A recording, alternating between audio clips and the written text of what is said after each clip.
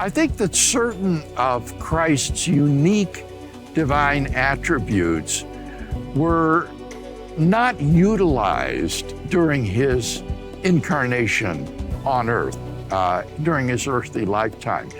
I think that the Logos still had those divine attributes because they are essential attributes of God and therefore could not be given up. So I do not think that in becoming incarnate, the second person of the Trinity, or the Logos, surrendered or divested himself of any of his divine attributes.